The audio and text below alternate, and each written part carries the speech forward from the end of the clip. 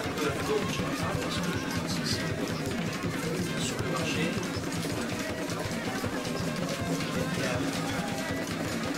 Définitive, pérenne, et puis aussi. Monde.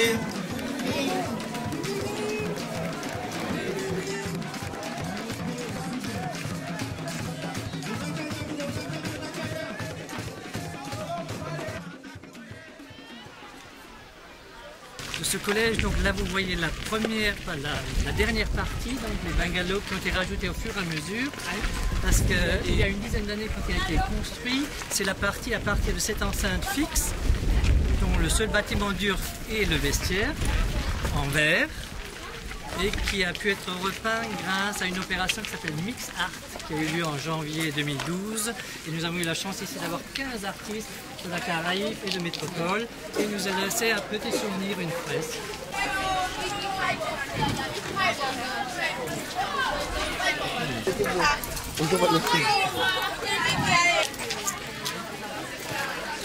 Et les enfants, ça va?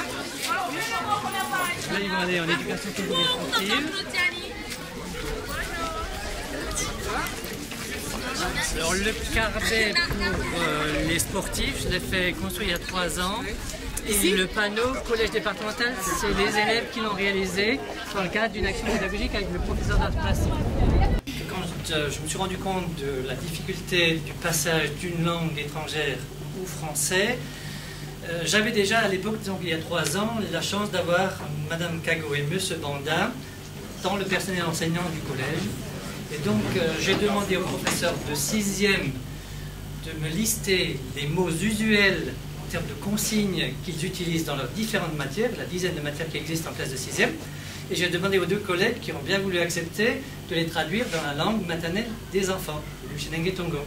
Donc ils ont fait cela, et une fois qu'ils l'ont fait, depuis 2 ans, grâce au crédit de l'éducation prioritaire, monsieur le recteur, merci, et grâce au professeur référent, Madame Varsovie est une professeure référente au titre du dispositif national Éclair. Donc, elle les prend en charge pour leur expliquer le fonctionnement déjà du cahier répertoire, avec les 26 lettres de l'alphabet français, et donc de les faire inscrire. Et c'est pas juste de faire inscrire, sinon ça pourrait être fait par un surveillant. Mais c'est de leur expliquer vraiment le contexte du mot. Il faut savoir qu'à Patou, c'est un contexte quand même assez particulier. Pourquoi? Les élèves ne parlent que le français. Que si un adulte, un surveillant, leur adresse la parole en français, en classe, il s'adresse en Bushinengue Tongo. Voilà. Et je ne sais pas comment ça se passe à Maripasoula ou à Grand-Santi ou à Saint-Laurent, mais ici, c'est vraiment quand même un contexte assez particulier. Et c'est pourquoi on dit que le français est une langue étrangère pour ses élèves. Donc quand on arrive à un exercice sur les homophones, où les mots se prononcent de la même façon, et quand je dis « a », il a un cadeau, et je suis « à Patou », c'est la même prononciation, mais il suffit qu'il y ait un accent, ben, il y a une différenciation. Ben, c'est la même chose, par moment, il y a des élèves qui ne comprennent pas. Ben, je suis obligée d'intervenir dans la langue maternelle de l'élève, en parlant de Chico, ici, Michiko, les épaules, et en disant que Miegua Chico, où ça veut dire l'école primaire, le collège, un établissement scolaire.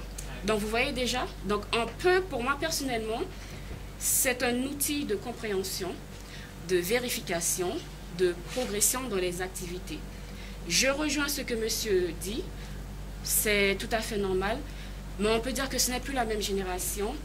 Et le ministère de l'Éducation nationale sollicite beaucoup plus au niveau des attentes, au niveau du socle commun. Donc on est obligé de patauger, de chercher à gauche et à droite pour pouvoir aider les élèves. Donc moi je pense, pourquoi ne pas tenter ce qui va, et ce qui ne va pas, et ben, on met de côté. Voilà. Toute expérimentation est bien à prendre. Ce que je peux dire, j'étais étonné de voir qu'en 6e quand même, des enfants n'arrivent pas à lire correctement ni écrire. On est obligé de passer par des actions intermédiaires. Maintenant, souhaitons que ces actions vont apporter un plus pour ces élèves. Mais à mon grand étonnement, je pense qu'aujourd'hui, certes il y a la barrière de la langue, mais il faut que les enfants, on insiste que les enfants puissent parler français en cours, parce qu'il faut savoir toute l'année, chaque soir on parle notre langue à la maison, donc une fois en classe, il faut que les enfants parlent français correctement. Si nous autres, moi qui vous parle, je parle français correctement, je ne vois pas pourquoi nos enfants, avec tous les outils aujourd'hui modernes qu'ils ont en leur possession, ne peuvent pas maîtriser la langue française. Ce qui m'a frappé, c'est finalement la diversité des visages de la Guyane et la diversité des initiatives. Nous avons vu à la fois des gens de niveau extrêmement important, des jeunes qui préparaient donc les classes préparatoires aux grandes écoles. Nous avons vu les jeunes en formation dans un bâtiment et dans des formations de qualité. Nous avons vu des jeunes en grande difficulté avec la scolarisation des enfants en porteurs de handicap. Et aujourd'hui, nous voyons les enfants qui sont sur le fleuve et qui donc ont des problèmes d'apprentissage dans une langue qui n'est pas leur langue maternelle. Ce qui me frappe, c'est qu'on voit que partout, il y a une volonté de la part des équipes enseignantes de prendre en compte la spécificité d'une situation pour apporter des réponses qui soient des réponses adaptées. Et dans la multiplicité des choses que nous avons vues, il me semble qu'on voit toujours la même volonté d'aider les enfants, quel que soit leur profil, quel que soit leur talent, à réussir le mieux qui soit. Donc si vous voulez, nous on en repart avec l'idée qu'il faut mettre en place des choses adaptées. Par exemple, on nous a parlé de restauration scolaire. Je verrai avec le recteur quelle réponse il peut apporter pour améliorer la situation existante. On nous a parlé d'insuffisance de scolarisation de certain nombre d'enfants. Par conséquent, je vais lui demander d'explorer des voies sur lesquelles il avait réfléchi.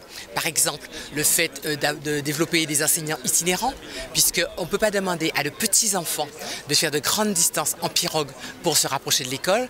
Peut-être qu'on peut voir si ce n'est pas l'enseignant qui doit se rapprocher des enfants. Et ça pose aussi la possibilité de développer des enseignants itinérants.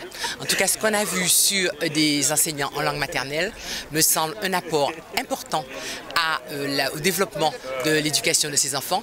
Et par conséquent, j'en repars avec d'une part la conscience qu'en Guyane, il y a beaucoup de dynamisme, beaucoup d'expérimentation pour essayer de répondre à des difficultés spécifiques et que surtout, il ne faut se méfier ou se défier des schémas trop préconçus, trop fixes. Il faut arriver à apporter des réponses adaptées en fonction des situations et il me semble que c'est vraiment ce que je voudrais encourager une fois que je serai reparti. La ministre a compris donc la particularité et surtout donc les problématiques de cette partie de la Guyane, et surtout on a évoqué aussi donc les autres problématiques aussi sur l'ensemble du département, puisque déjà il y a la barrière de la langue, puisque nous sommes en frontière entre le Suriname et la Guyane, et donc certains gamins arrivent avec parfois une culture orale parfois avec des langues qui sont soi-disant des langues étrangères, mais pour eux ce sont des langues maternelles. Et la langue française devient à un moment donné une langue étrangère. Donc à partir de là, la ministre a quand même compris qu'il y avait une difficulté sur cette partie du territoire. J'ai quand même aussi, donc on a discuté avec quelques responsables aussi, donc sur Kourou par exemple, le conseil général est en train de lancer donc la grosse opération du 4e collège aussi. Donc c'est une particularité aussi qui est un petit peu différente par rapport à ce canton. Mais le conseil général continue donc à travailler dessus. Et puis moi en tant que conseiller général du canton de Kourou, ça me fait plaisir de voir quand même que la ministre a compris donc les réels problèmes. Et donc nous sur Kourou aussi on continuera sur la mise en place de ce futur collège qui est prévu donc pour 2014. Nous avons profité de la visite du ministre pour visiter le collège d'Apatou. C'est un collège qui existe depuis, ça fait 11 ans. Maintenant, les investissements futurs, dès le mois de mai, nous allons commencer les travaux du futur collège d'Apatou, un collège 600. Il faut savoir que ce collège se situe là-bas, les permis de construire, tout a déjà été signé par les différents partenaires. Mais en tout cas, déjà c'est un collège 600 et à la livraison c'est déjà petit. Donc le conseil général a déjà anticipé pour un 2e collège dans le futur. Mais il faut savoir que le conseil général est présent et met tout en œuvre pour que les enfants puissent être accueillis dans de très bonnes conditions dès 2014 pour le futur collège.